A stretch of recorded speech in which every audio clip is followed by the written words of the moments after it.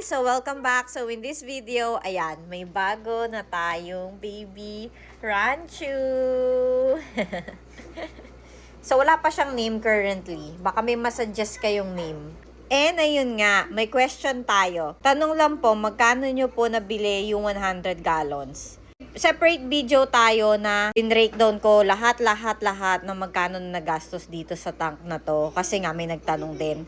Pero in this question naman, ito lang na tank na to, yung tinatanong niya kung magkano. By the way, yung nagtanong sa atin, lagi na rin niya nagko-comment sa atin. Dito ko siya in-order sa Tankmates, Aquatic Merchandise and Services.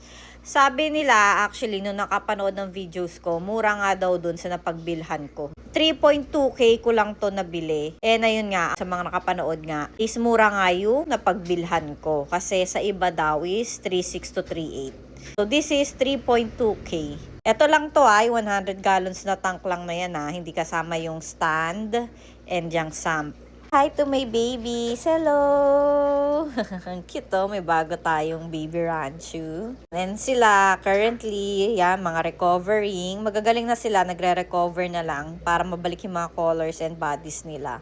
Hello my babies! Oh. Bagong to sweet din yan Pag ginaano ko yung kamay ko, masama siya sa kamay ko. Nagpapabuhat parang baby.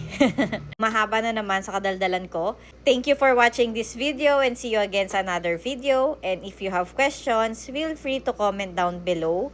Basta alam ko yung sagot, sasagutin ko. See you again. Bye!